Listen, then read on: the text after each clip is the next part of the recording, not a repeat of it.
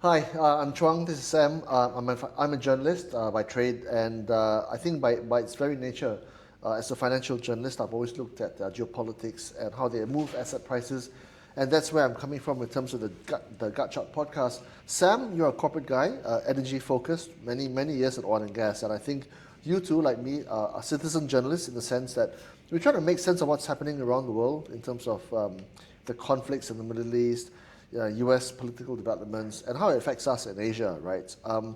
Sam, I know at this point in time, but what is really interesting from a news perspective, it's what's happening in Iran and Israel. And we've reached a bit of an impasse where the conflict is concerned.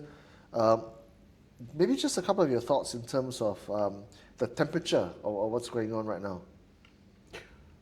When we last finished the first episode, Yeah. we were making speculation with respect to what would happen next. Yeah. In fact, I think if I remember, we were talking about whether the US would get involved with the bunker busting bombing of the nuclear facilities, right, at that particular time. And I remember saying that it's almost like a 50-50 situation. And it could happen, it may not happen, right? So I said, in essence, the first episode was almost like tested how prophetic we were, right? But what has happened so far since that, what we see is it has happened, right?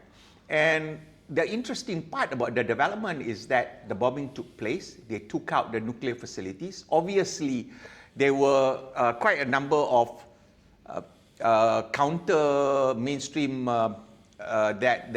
mainstream narrative that were giving out, saying that the nuclear facilities were not quite obliterated, right?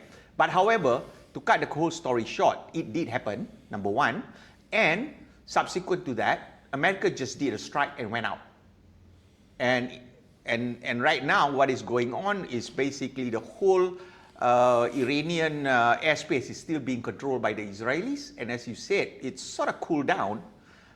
And yet, we actually do not really know what is happening on the ground, more than likely, because it is still a war zone. I don't think there is any independent journalists on the ground. So that is where we are at the moment. Well, definitely one thing Trump has done is not be the regime changer that was previously what other American administration has been doing time and again. So that's as far as I see right now. You know, so I did a bit of a deep dive on Okay. those bunker busting bombs, right? Sure. Apparently, it's been 15 years in the planning, Okay, that bunker bomb, GBU-57, right, is the code name for the bomb. Right. It's a 30,000-pound bomb. It actually has got 6 detonators inside. So what happens is there's the first detonator clears the metal shafts, the cap iron shafts, and then they subsequently detonate at different levels of what they've been planning for a very specific bomb to tackle this specific site. And it's been 15 years in the planning. I mean, it's incredible how much work went into this, right? And the reason I know this is because I did a bit of detail. So every single level of the hill, there's a detonation that goes on. And then there's one last one, which that if it didn't get, the other 5 didn't get, the last one will get it, right? So 3 sites, right? Fordow, I think, was one. I can't remember the other 2 sites. But knowing what I know now about how Isfahan is one of them. Isfahan is another one. Right? Yep. So this GBU-57, I don't know, the reports are conflicting, but when the US government says that they obliterated it, they probably did some considerable damage now. But my thing is, does the nuclear enrichment program end now? The Americans seem to think so. The region reporting seems to say so. I don't think so. I don't think you can just basically just dispel it. And what we do know, I think the Iranian government has talked about how they have always suspected Israel to have secret nuclear weapons. And Israel, I think, apparently is not part of the non-proliferation treaty, whereas Iran is. So they're saying, oh, we signed up to not enrich uranium for military purposes, but the Israelis have been doing that secretly. And so now they say, well, our uranium enrichment plans do not go away. So, cut long story short, the tensions will not dissipate. That's my sense. Wow, that's quite a few layers that you brought in. That's a lot of layers. That's a lot of layer you bring in. The first one let me summarize in three. One is the technical issue and the media narrative on the obliteration of the nuclear facilities. Yeah. Okay. The second is to basically differentiate what you mean by obliteration of nuclear facilities and actually the stopping of nuclear program. It's a two different issue altogether. Yeah. Okay? I think the objective is just to basically reduce the threat of nuclear war emanating from Iran. I would put it differently, Chuang. The dissolution of a nuclear threat from Iran. That is more what I would look at. Thirdly, actually, is this whole idea of the philosophy of Israel. Let's put it no other way. I think Israel is a nuclear power, right? That except it is not. It's not gone out and say so, right? But I think everybody and their mother knows that Israel is a nuclear power, okay? And then Iran or other countries may say, hey, how come they're not part of the nuclear treaty? And I can't have one, right? So that's a different conversation altogether, okay? So I would take it in that manner.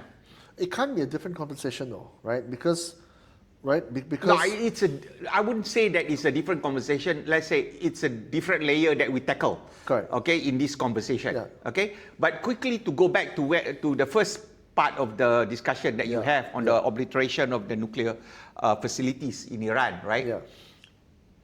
Yeah. As not just an engineer, I mean, even as a layman, you try to blow up something with a 30,000 ton bomb, okay? You're going to have quite a devastation, irrespective whether you go down into the bunker itself.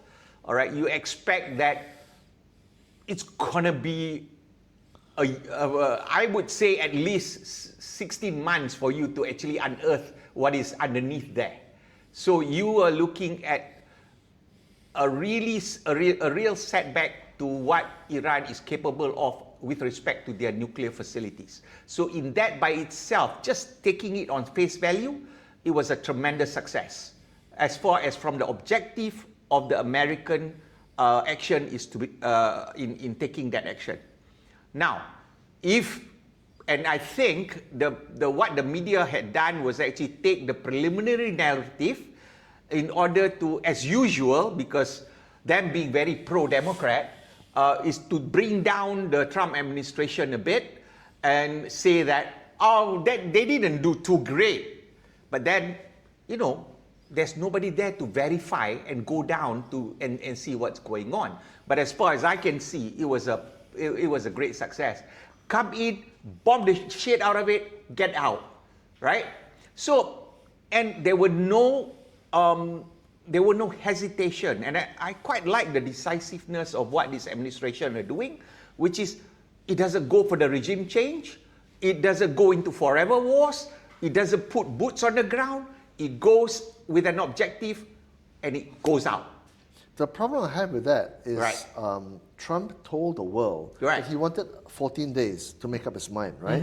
And then he goes against what he's saying, and then unexpectedly to the rest of the world proceeds to bomb the nuclear site. I disagree with you. He was very technical in how he said. I think he said he will do it within 14 days. Correct. So his narrative to the world was, give me some time, let me digest what's going on, and I want some time to think about it. And then on whatever day 4, day 5, bam, right, B-52s go in, right? And they just bomb the shit out of it. So that plays into the whole Trump narrative of this unstable, kind of like mad guy that is in charge of the greatest superpower or economic power in the world. And so there's a huge number of people in the world who think that this guy is a madman. Well, here's the problem. I don't think so. I think he's very calculative. I think he knew exactly what he was doing. And if I were in his shoes, why would I be as the president, as the commander-in-chief, to translate to my enemies and the global audience, for example, when am I going to take action on you? So he's keeping the world on tenterhooks, right? He's playing poker. He's playing poker. He's playing poker. He's telling you that within He's 40... bluffing, he's bluffing, yeah? He's not just bluffing. He is playing a game where he's holding it close to his chest. Yeah. Right? He's telling you, I've got within 14 days to do this, right? But I guarantee you, from the look of it, he's already made his mind 20 days ago. Yeah. Right? So it's as if he's like the third draw, and he's got a 4 and a 6 and an 8. No, 4, a 3, a 4 and a 7. And he hits his gut shot. Right, he hits his gut shot. So in the river, Yeah. he's hoping for the river to give him, but he knows that the river contains He those cards, knows right? it, and right? yep. And So then, bam, the Iranians get the gut shot, right? Yeah. That's well, I mean, let's put it very, very bluntly, in the sense that he achieved, from a military objective and geopolitical objective as far as the region is concerned. If you put Iran as a destabilizing force to the GCC countries, because they were funding the Houthis, they were funding Hezbollah, they were funding Hamas, and these are the guys who were not just attacking Israel, they were also fomenting discontent in all these other GCC countries. So what you're doing is you're taking out the biggest threat that this regime has, which is the nuclear facilities. So you take it out first. Always look at it from a strategic standpoint. You take out the first military. That has always been. Obama says it, Biden says it, Clinton says it. The only guys who had the guts to do it was Donald Trump. But have they really? Have they stamped out completely? Or does the backbone of that dissent still exist in that part of the world? I'm willing What to do you mean by argue- the dissent? I'm sorry. Well, they believe that, okay, so for a very long time, for decades essentially, the Iranians have hated the Israelis, they've hated the Americans. On their buildings, they paste death to the Americans, right? Do you think that just by bombing 3 sites, they have broken the spirits of the militia in Iran? I don't think so. I mean, the Iranian public might want peace and prosperity. That's quite clear, right? They envy what's happening in the GCC in terms of the economic development. I understand. But the people in charge of Iran, has it broken their will and spirit? Well, I'm not sure, you know. No, I will say this though, and here is where we come into the different part of our discussion, right? The Iranian regime is what I call the very manifestation of political Islam. All right? When you talk about the manifestation of political Islam, is basically a theocratic state that imposes what is fundamentally they believe is being the rules of their religion that they want to impose upon not just their people, okay, but also to the rest of the world. The whole idea of theocratic political Islam is actually to impose the Islamic ideology of theirs, this extreme fundamentalist Islamic ideology of the Iranian regime to the rest of the region as a start, actually. They've already got the country, okay? The people in Iran, we've got to separate completely if you look at the people in Iran who are Persians, okay? And the clergy, and which is basically the Islamic regime, the mullahs regime, I call it, right? Which, in my opinion, completely hijacked the 1979 Iranian Revolution. It was not an Islamic revolution. It was a revolution by the Iranian people against the Shah of Iran, right? So, what has happened since 1979? It actually has catalyzed this idea that a theocratic regime is the one that will be the savior for the Muslim population. And their whole idea of having a caliphate, come back, which harks back to the 1,000+ years old of imperial golden age of Islamic empire. Correct. So on that basis, and I agree with everything you said, just because the Americans have come in and materially, how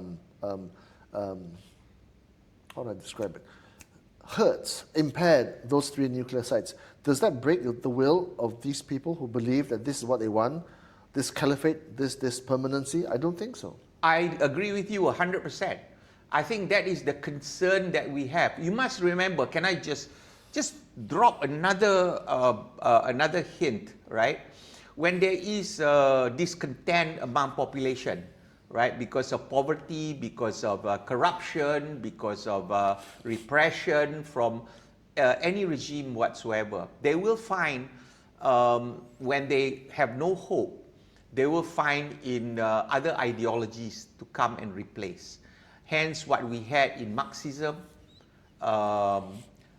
in this current environment in America, a popularity within the left, which is socialism. And in the Islamic world, basically, in the 60s, the Muslim Brotherhood came about in Egypt. That was actually the first instance of where the rebellion from the people came through from a religious ideological standpoint was started by the Muslim Brotherhood.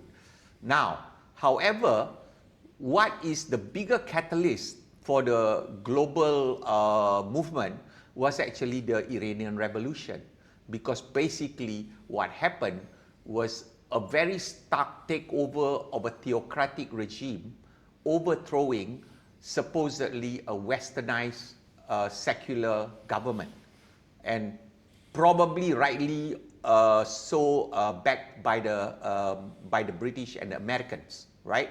So that was in a way seen as a win for Muslims against the West.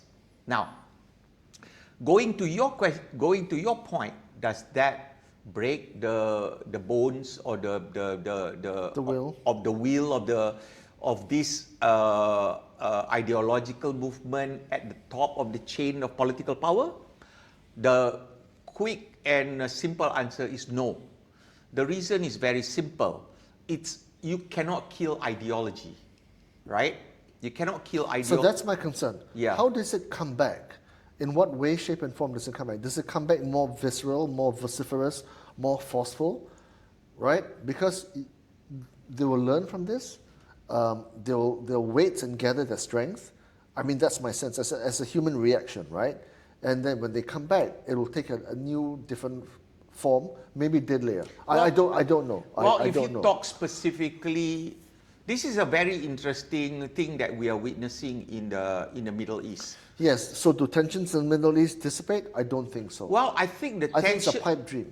Well, Chuang, if you really think about it, right, the tension in the Middle East has greatly dissipated actually within the last 40 years, especially accelerated since the first term of Donald Trump. And that's where I give credit where credit is due. The Abrahamic Accords. The Abrahamic Accords. You could not, if anybody were to tell me that he would pull off the Abrahamic Accords with all these other GCC states, and I would have said it would not happen. I agree. No, I agree. What Yeah. has happened in that region is nothing short of miraculous. So, yeah. if we say that, Yeah. right, what we are saying is an evolution and a shifting Yeah. of the mindset. Why that is happening? Because people are tired after 40 years of actually of having their life being upended by wars, by never-ending wars, and they want a good life. At the end of the day, the human need goes into everyday life. Do they want to have a better life for them and their children? I agree. But in the GCC, where there's a lot of money, you have to agree there's a lot of money there. Right. There's a lot of development. Right. But because there's a lot of development, there's going to be a wealth divide. And we can already see the locals and where the foreigners and the expats are, there's a huge divide in terms of net worth and value, right? if you have that, there will be a certain segment of society who say, well, this is excessive. This goes against the ideologies of my faith. And this is not what we signed up for in terms Well, of... Do you know what I mean, right? I know what you mean. And but there'll I be a think- swath of society who says, this is no good. This is not the faith. This is not what we believe in. Chong, may I take it a bit Yeah. back? Because why? I think you're mixing the issue. You're mixing the issue. Number one, you've got a migrant population, right, which are not citizens. I agree. Then They parachute in. So they or the private parachute jets in, yeah. and in effect, sometimes you may say they're even in probably, I mean, just like here, our migrant population. You can right? see the best example in Asia is Singapore, right? Right. So let's put it this way. Okay. The first thing to actually look at, always break down the problems. Okay. Do not talk about the migrant population first. That's a different issue. As far as I'm concerned right now, is the citizenry of the population. Okay. When they have an upward mobility, when they have freedom, when they have a way to see that their lives are going to get better with a system of government, whether it be autocratic, authoritarian, okay, even slightly more religious. But if they are given the opportunity to actually move forward and have freedom, okay, they will respond to it positively. The extreme ideology will start to dissipate because their upward mobility, their children's life are better. And that is what I have observed as a businessman who has actually done business in the Middle East, right? That I see a stark contrast in what has been happening. And it doesn't surprise me anymore why the governments can actually pivot to the Abrahamic Accord that was put in front of them by Trump administration in the first term, because they have been able to provide for their citizens. The challenge for these governments in the GCC is how long can the oil money give them the comfort for their citizens and the wealth for their citizens to be positive about their lives. But that's a different economic issue, right? At this point, at least for the next 30 to 40 years, I can see this moving forward in the positive direction. So, what do you do then from the point of view of the destabilizing factor?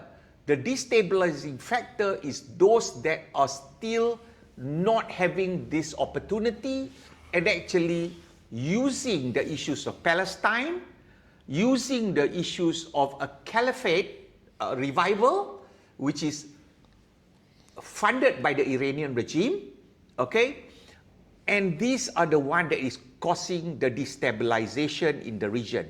And what actually has happened, if you were to ask me, looking from this point of view, is that Israel has done the job of cutting off the heads of the Hydra, which is all the proxies of the Iranian. That's the first thing they did within the last 2 years. I think 2 or more years, right?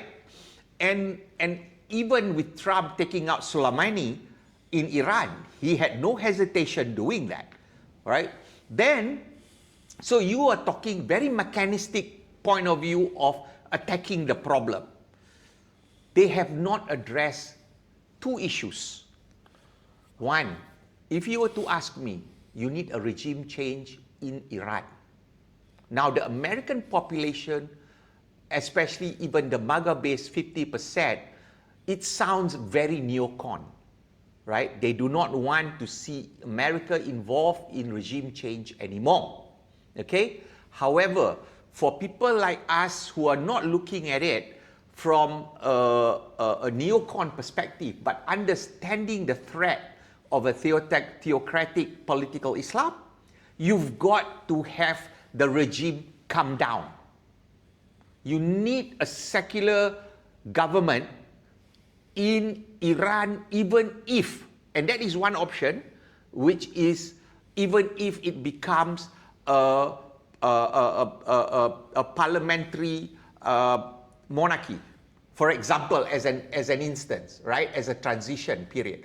Don't forget, if for me, the most successful development in our region, in fact, I would say in the world, is Singapore. Okay, Singapore is the model where actually you have an autocratic regime headed by Lee Kuan Yew. I mean, you could call him a dictator even in a single party system. But what has Lee Kuan Yew achieved that no other country has achieved? It has taken an island with no resources and made it an economic powerhouse. Does it need resource? It does not. What does it do? It has leadership in spades. It had a brilliant leadership, strategic leadership, and actually building institutions that will last even after he dies. Okay, that is the lesson for every country when you want to have regime change. Okay, in fact, every country that fails need to look at Singapore and what they have done right and say that is how we progress. I agree. But the circumstances under which Singapore came to be are very, very different from the circumstances under which Iran is right now going through, right? Agreed. Very, very different. Agreed. And very different geography, very different mass of land and size of people. That's the one differentiating. The other differentiating factor is the fact that you have this guy, Lee Kuan Yew, who at the time was who he was. We can go on ad infinitum about the attributes of Lee Kuan Yew. Does that kind of caliber of person exist today in this world? I'm not sure. Does he exist? Does that kind of person exist in Iran today? I don't know.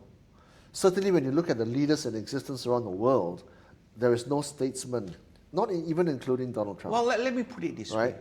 So there is no ascendancy of that kind of person anymore. Do you know what I mean, right? Well, let's put it this way. And this is the luck of the draw, unfortunately, in terms of the human condition. Okay? A country, as any corporation or any company, lives and dies by its leadership. Okay? Yeah. Right? That part we do not know. That part has yet to be seen. Yeah. In every place, even when you look at from a micro standpoint, when you look at a company, why it succeeds and why it fails, it is always about leadership. Yeah. Right. And I will also go further to say, Sam, that right. In many countries that are previously the bastions of leadership, whether you call it Canada, France, the UK, Germany, Italy, US, Japan, Australia, those kind of countries, developed, wealthy countries, right? The leaders there now are doing damage control. Whereas Lee Kuan Yew in 1961 or whatever it was, he was building from scratch. You know, right? When you have a 1,000-word essay that you're going to rewrite, it's so much more difficult than starting with a blank sheet of paper and then writing a fresh essay, isn't it, right? So when you're rewriting copy, which is what these guys are now, they're in damage control. They're fighting fires left and right. They're not in building mode. They're not in statesman mode. They're firefighting mode. Do you know what I mean, right? Lee Kuan Yew in 1961 was starting from scratch, and luckily they had Lee Kuan Yew. Well, let me. So it's a very different set of circumstances. Let me then actually make you look at it in a slightly different way. Then, okay. Lee Kuan Yew is not the only thing that the only example there is actually. If you look at it, what did Deng Xiaoping inherited? Okay. All right, he inherited a country of almost 1 billion. Okay, he inherited a country from Mao that was that had gone through the Cultural Revolution, that by historical accounts probably wiped out direct and indirect maybe 60 million Chinese. Okay, and he revolutionized China as we know it today. Okay, and he had actually, and they had a one-party system, and that one-party system, even until today, is actually a compromise of factions. Xi Jinping has got to handle factions that we don't even know how stable his situation is. But basically, the revolution in terms of what I call today pseudo-capitalism with a single-party system in China, Deng Xiaoping managed to accomplish that.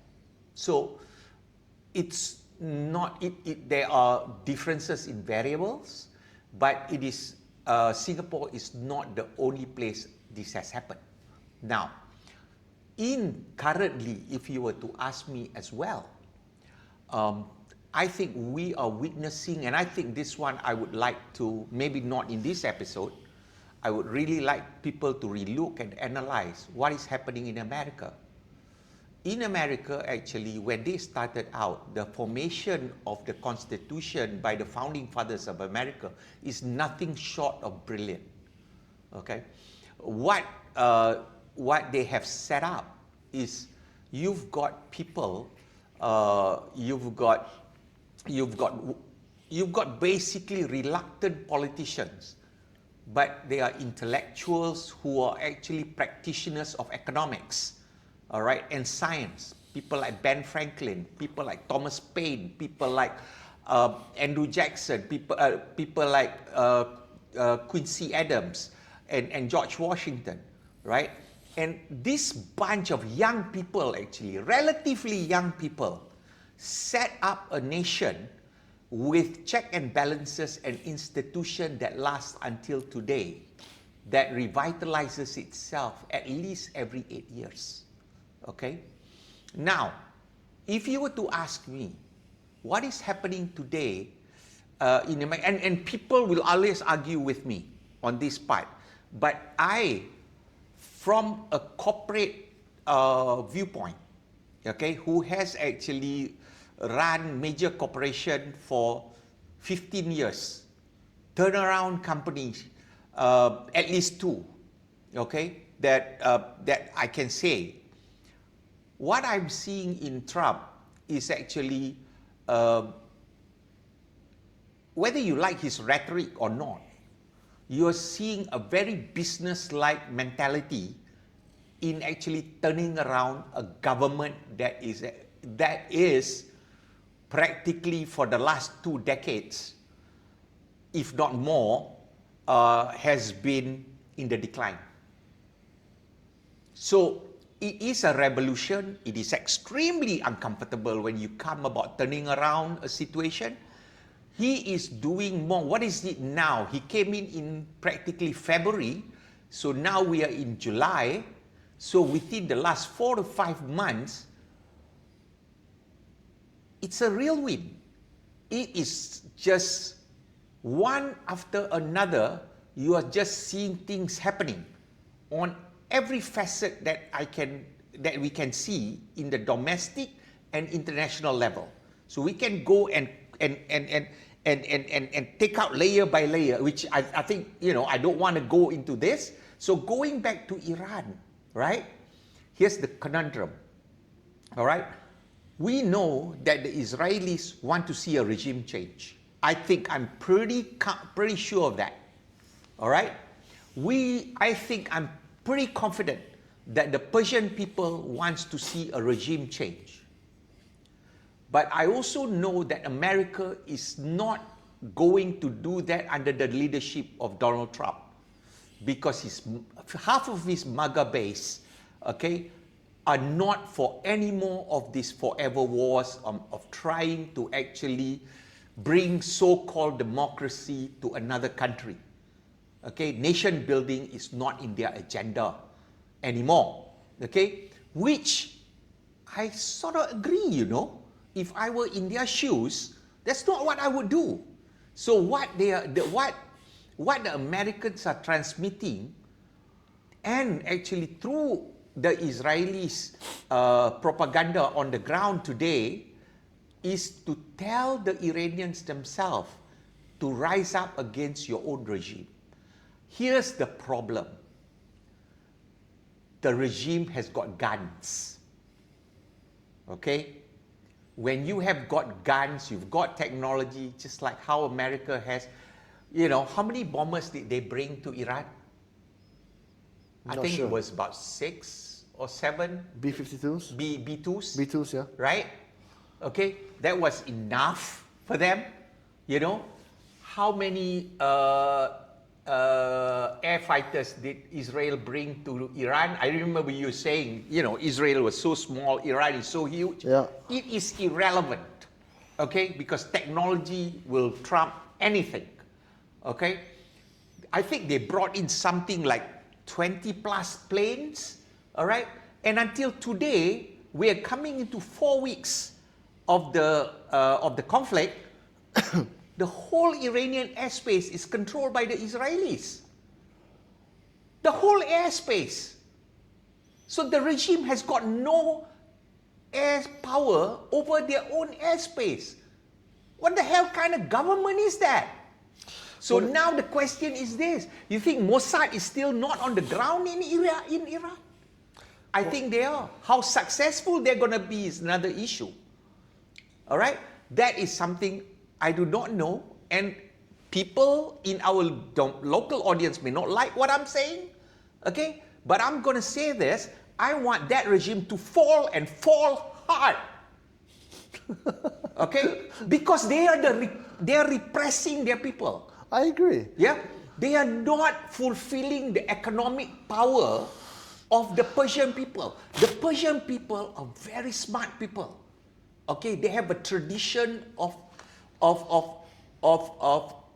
Science and knowledge, literature, science yeah. and technology. Yeah. And yet you have this idiot in a turban, okay,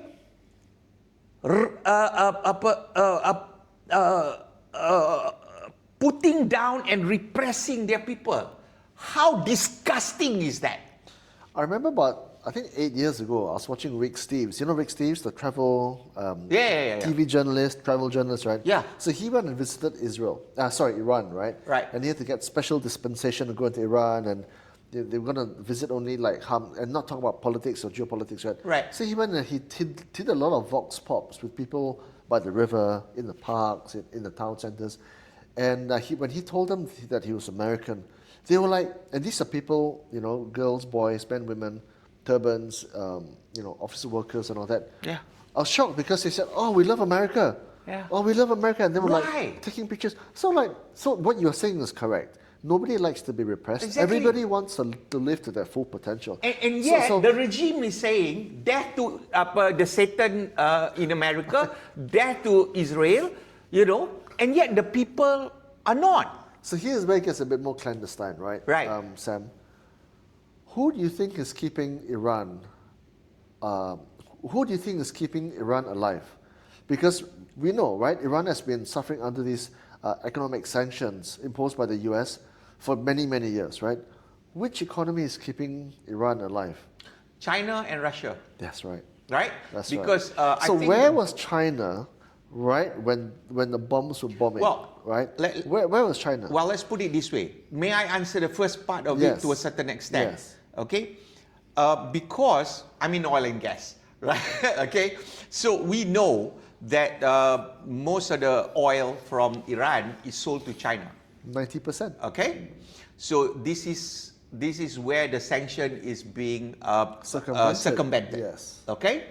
So the action on Iran at the moment actually is causing China problems. Yes. And yet, we don't see China coming to Yes. help Iran. Yes. Okay? Why? And yet, Why? we don't Why? see Russia coming to the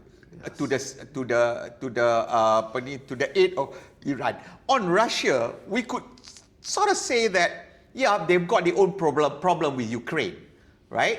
But China has got no problem with Ukraine, okay, or any other areas, okay? And China has got the military capacity to actually come in and say, no, we're going to support Iran. Correct. So why did they not do that? That's my question. Very simple. Why? And I think I would like our audience to tell me otherwise, but I will say this. They're not capable to do it. They're really not capable to do it. All the hype about China being a superpower, bullshit. Okay, let's face reality. All right? Everything that shines everything that glitters is not gold. Okay? Everybody who walks into KLCC thinks we are a first world country. We are not. Okay? You go, and I'm not putting down China. It's a great accomplishment what they have done and what they're doing. You know, I mean, their navy is bigger than the Americans right now. Is it? I don't think Almost, so. I would say, Not in in terms terms of aircraft carriers. Yeah. But in terms of pure size, all right, because they can build more.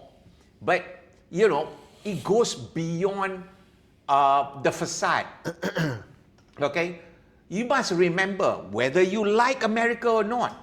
All right, but you must remember they have been in wars since World War II. In international wars since World War I. I'm sorry, I'm going to go back even further. And even, you know, at least in the 20th century, right? In world wars and regional conflicts. So they are battle tested, okay? Their technology has been proven in the battlefield, all right? You want to try and take them on? I think it could be. So nobody knows the full extent of China's military might. Nobody, right? Right. Only Xi Jinping knows, okay, and his people, right? The rest of us in the world, we are speculating. Correct. Sure, We're just surmising based on Right. public domain knowledge because we have no insiders inside the CCP. Correct or Right. not? I think that China plays the long game. But I think it's also another thing. You must remember, when you say China plays a long game, Yeah. you're making an assumption that China leadership is homogeneously Aligned. one. Yeah. Okay? They are not. How you know? How you know? I think it's a different subject. I've done my deep dive on China and the CCP. But how do you know? I mean, honestly, in your heart of hearts, how do you know? Because we knew how replacement of premierships are done, replacement of secretary generals are done. We know of purges within factions within the CCP.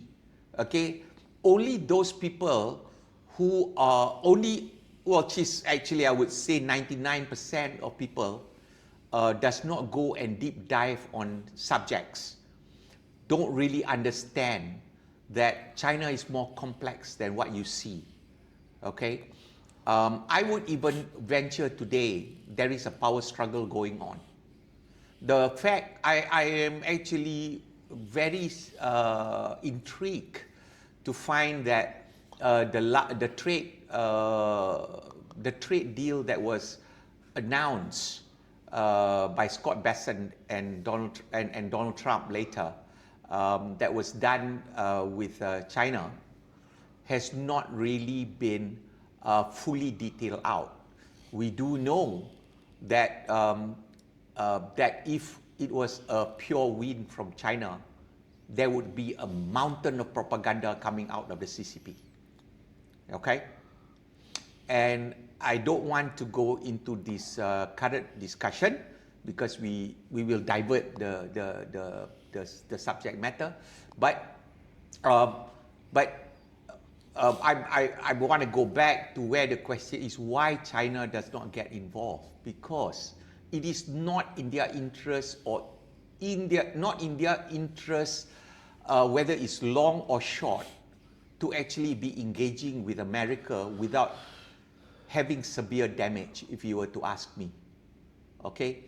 And Iran is not worth their trouble. So if they worked out their trade issues with America, and if somehow, and this is the very interesting part from a geopolitical and economic standpoint, if somehow you have a regime change that reintegrates itself into the world economy, not just would the Iranian people be much richer, you would see Iran as another GCC powerhouse. You would also see China having unsanctioned oil coming from Iran. So it works for China to actually have a regime change, to have it resolved. Yes. The next question, if you were to ask me, is I actually. think China is playing poker. Yeah, go ahead. I think they're passing, right? Right. Are you going? They're check. passing. You Yeah, check. Yeah, you check, right? Yeah. That's what they're doing. I think Okay. that's what they're doing. They're playing the long game. They're playing the strategic game. Right. It doesn't make sense for them, both from an expense standpoint and from a geopolitical standpoint, to get involved. They're just passing. Well, in the same sense, so is Donald Trump. Because if you ask me, if he were up to the the old way of American thinking, right? They would go in and they would do a regime change. They did that they did that in the Gulf Wars, right? With Saddam, with Gaddafi. Well, we know that Trump, for all what he's not is a warmonger. He's not a warmonger. He's a business. Well, guy, unfortunately, right? Even prior to the election, if you listen to the news, right, and if you listen to everybody else, everybody says that he's going to start World War III. He's That's the warmonger. why nobody listens to this is why. This is mainstream media. Nobody listens to anymore. No, but our people especially, and the other side in America, the left, will always put this on Trump, and I'm going to stand by it. Trump is for peace. Because it does not, as a businessman, peace makes money. Trump is for money. Trump is for price to go up. Yeah. Price is for markets to rise. That's what Trump is. Market to rise, oil price to go down. Yeah. Okay, because that's how he's going to push inflation down. That was the first thing that he actually went in when he got into office. That was his first agenda. Okay, inflation was one of the biggest, the top priority in the American electorate. And the first thing you do is to bring the price of energy down. Okay? So, this war, continuing wars in the Middle East is not to his advantage. Right? So, if you're talking about China playing poker, you think Trump is not playing poker? That his poker is different. Okay? I'm going to push you. Okay? I'm going to get you to fold. All right? I don't even have to see the turn or the river. Pre-flop, I'm going to go for you. Okay? I'm going to bomb the hell out of you. All right? He's just going, play. Come. Yeah. Come. And what has he proven? The Iranian cannot respond. You talk about the propaganda about all the shooting. So the US debt situation is off the scale, right? It's what, 37 whatever trillion it is now. His big beautiful bill is another 4 trillion, right? If you're a businessman and your company is bleeding cash, right? You're not making money, you're bleeding cash. The deficit is something like $2 trillion a year, right? Well, here's Why the thing. spend another 4 trillion? It was passed by a single vote in Congress, right? Are you talking about the big beautiful bill? No. The 4 trillion you're referring to is? The big beautiful bill, which is going to... No. Yeah. What is it specifically? Is that the additional... Spending, yeah. Okay. So if you're a businessman, right, Right. and you're bleeding cash, right, you got to cut costs. He tried with Doge, right? And then now he's got into a spat with the guy who spearheaded Doge, right? So sometimes what he... Okay, we're shifting subject. But we're talking about Trump and how big and beautiful he is. He's not always big and beautiful though, right? So you talk about him being a business guy. He's a business guy, right? Okay. But he's throwing money into a failing failing company, right? That situation is I have untenable. a very different take on that. Okay, And this is where, again, comes from my perspective. All right? My perspective has always been quite layered, very compartmentalized, because that's basically how a businessman thinks. Okay? Putting aside we stop on the Iranian. We don't know whether regime change is going to happen. I'm going to say one thing: the Israelis are not going to stop what is going on. I think they are going to go. They're going to push it further, in spite of the ceasefire. Okay, so we'll stop at that. Now I'm going to take your issue on the big beautiful bill, so to speak, and the 4 US trillion additional economy. Right, okay? There we go. Okay. Here's my take.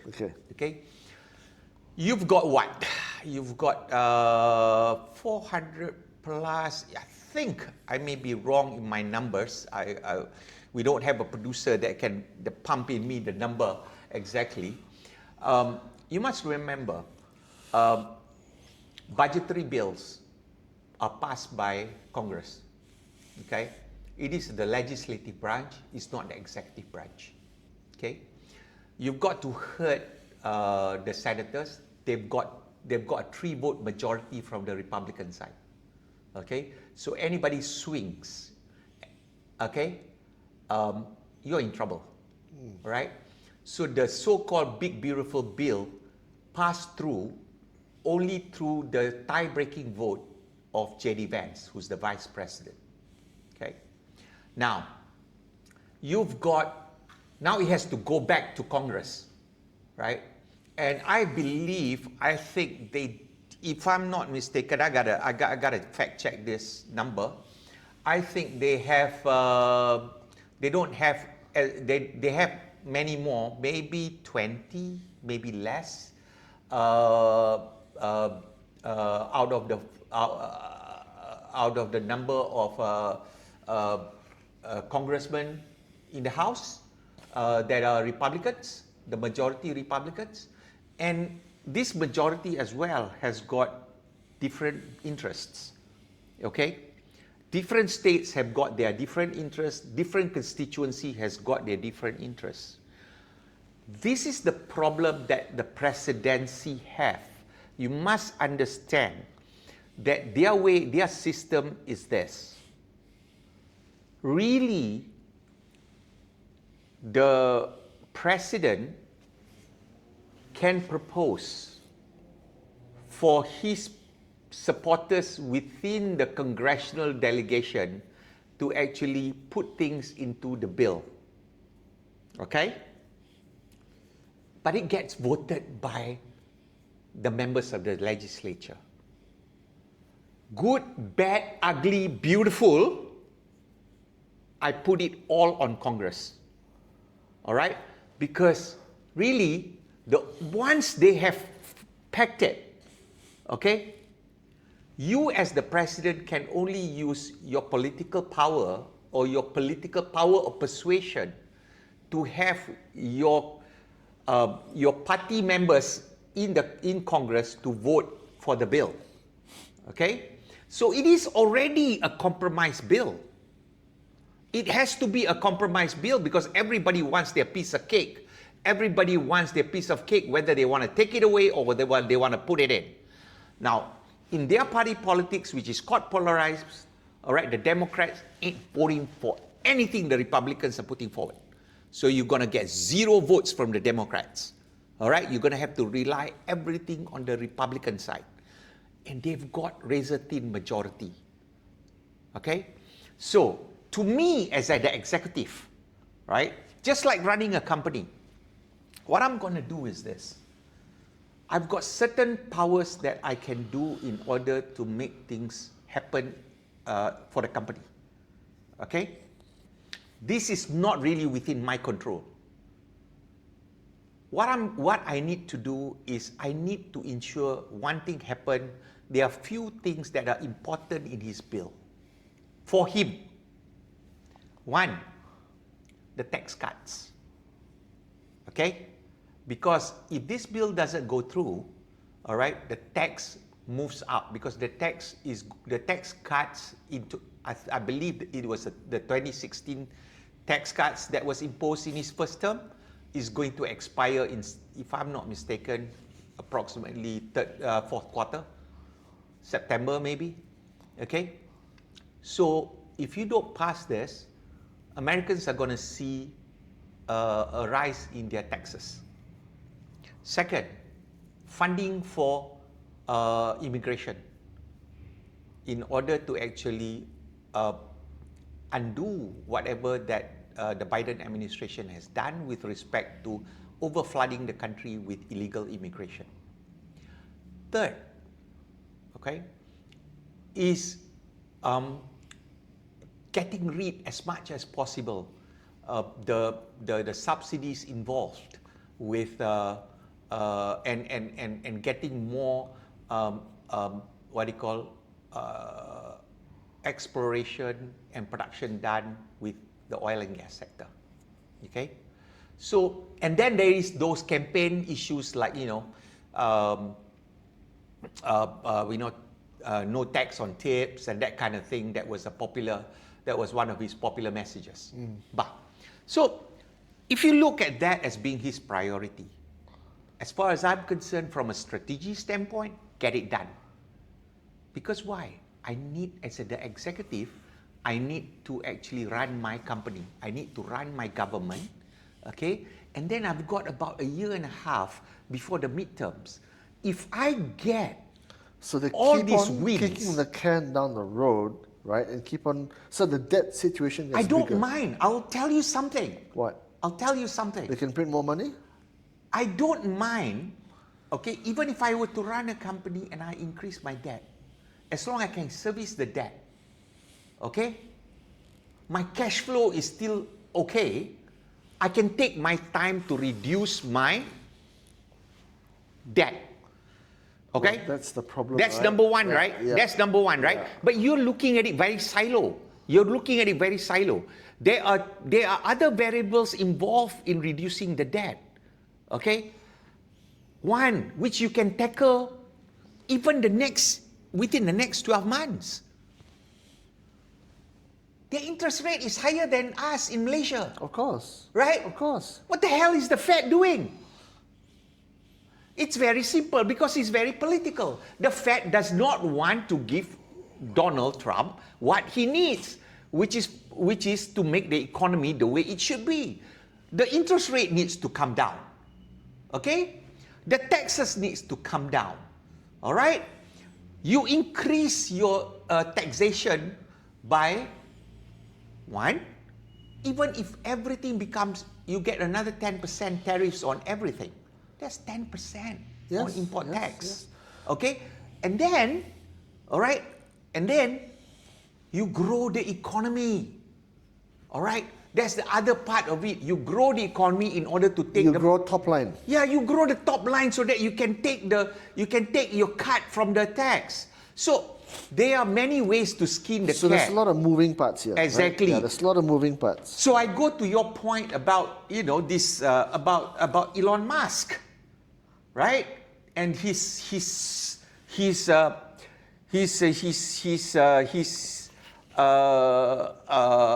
obsession with the deficit, okay, and my advice to Elon, if I were to sit with him, is that, hey buddy, okay, you have always been a singular entrepreneur with your own company. You have only built a company through innovation. Okay? You have never really had to deal with shareholders where your equity control of the company, the board can kick you out at any time. So you can say whatever you want to do. Politics ain't that way. All right? Wake up. Politics are difficult. All right? So so what Trump is doing, and this is the brilliance of what Trump is doing as somebody who understands, finally, especially his second term, how he's going to tackle the issue, which is take his priority and see what he can do first, because he's got to succeed before the midterms and control more the legislative branch, right? And not lose the legislative branch in order for him to continue to be able to give wins and actually hand over another term to J.D. Vance. Okay? So this is the thing that Musk and people who are stuck in this whole minutia of this whole budget reconciliation bill is stuck on. Okay? You don't seem to understand that there are many moving parts apart from just the deficit. There are more ways to skin the cat, and there are time for you to actually solve that problem. Okay? Cash flow is more important than P&L. I agree, and I also at the same time also think that there has to be more faith in the system, and obviously the faith in the US dollar is diminishing. I understand that demand for US Treasury bills is deteriorating because people don't want to be buying junk paper, essentially. But you can tell that Donald Trump is doing what he can. He's in his own fashion. Some in this part of the world, especially Asia, can't make sense of his methodologies. It's a very... Tell me what he's doing in Asia that you think does not make sense. I think it's just his whole demeanor. People don't really know, because people don't really have not deep dived into his methodologies. They don't think it through. They haven't really listened to him at a very close level to understand his techniques. They just see him at face value as his caricature that is, I think, rubbing people the wrong way. That's my gut sense, because you're not wrong at all. 8 out of 10 people you talk to think he's a madman. But when I ask them, why do you think he's a madman? They don't really have the detail behind it. Exactly. Because they just see what they see from the outside. They see the and caricature. Then they also read what CNN tells Correct. them, or the Wall Street Journal tells them, and then they take it as gospel. I prefer to read the Financial Times because I think they are more objective in how they have presented the issues. I think as we go into the second half of this year, the facts will speak for itself. I think the first 6 months or the first 4 months of his leadership has been very tumultuous, but that's the Trump style, right? Honestly, it is the Trump style. Well, it comes along with all the shapes and colors of. But I think the second half of 2025 will be very different. Chuang, I think the markets turn around as well. Chuang, may I say this? I think I'm going to make this point, and partly because I think this is why we sat together, we want to do this podcast. Yeah. Is because we want to present to our audience, be it Americans, be it regional people, be it domestic people, right? To really see from what I feel we are very deep dive kind of people, yeah. Right? And we see from a very different perspective than what the mainstream media portrays. I think so, yeah. Yeah. And I think that is exactly what's the problem with how our people, especially, in fact, even Malaysian policymakers, does not know how to handle the tariffs. You look at, I mean, if you ask me to go and negotiate with Trump, I'll probably get the 10% that Singapore gets. I guarantee you I can do it. Okay? I guarantee you I can do it. All right? 1%, enough. All right? Because I understand the mindset. Not just I understand the mindset. It's a clash it's a clash of cultures. People don't, whilst it's a clash of cultures, but it's also a clash of, it's also a very different kind of leadership that people have not seen before. Yeah. All right? But it's a very different personality. It's a very different personality. Yes. It's like when I went into my leadership position in oil and gas in Malaysia, which is very Bumiputra dominated. Yeah. Okay? Because of our regulation. And I told everybody, I don't want us to be defined as a Bumiputra company. I told my staff, I want our company to be an international company, and this is how we're going to act. And there were things I put together that shocked them in the first place. Okay? But if you want to make change in the shortest possible time, it's shock and awe. All right? And then you deliver in the shortest time, and then your guys will go and see, hey, look, inflation has not gone up. Okay, it's been down, it's lower than what they anticipated. Yeah. The job market has produced more jobs in spite of the laying off of government servants within his 4 months. All right? Stock market are up. All right? Tariffs deal are being made in spite of, say, why are we fighting against everybody in the tariffs? But the deal with China has been announced. The deal with, you look at how Vietnam, for example. Vietnam is done. Yeah. Singapore is definitely done. Okay? What do you call? I quite like Europe is almost there, right? I love how Canada bent their knees.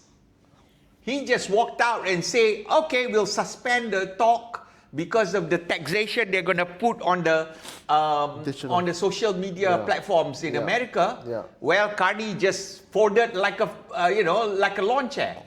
So, like it or not, dude, you may feel envious. You may feel that he's a that America is behaving like a bully.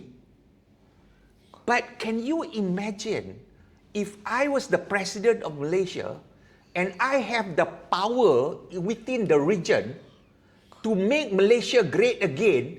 Do you think I won't behave like a bully to the rest of the world? I would. Because I am, I owe the Malaysian public, the Malaysian population to be great. I don't owe the Singaporeans to be great. I don't owe the Thais to be great. Yeah, you can be my partner, but you're going to be secondary to me because my citizens are going to be number one. So, I'm going to say this to people who criticize, right? Dude, look in the mirror. Why can't you be number one, and then behave like one? Zero-sum game, right? Yeah. So this is the lesson that people doesn't seem to understand. Yeah. And this empathy of, let's all be kumbaya. Bullshit. All right? Look, I want to be rich. Okay? Not because by not making you poor. I want to be rich because if you give me a good deal, let's all be rich. Let's all be rich. Yeah. But so actually, the Americans and the Chinese have a very similar playbook, but different methodologies. I think there's this common interest theme that. Let's talk about that another time because I think we've run out of time. Yeah. So I just want to ask people who are listening to give us their feedback, right. to agree with what Sam and I have been talking about in terms of whether it's political Islam or Middle Eastern conflict or even the Trump methodologies. Tell us what you think.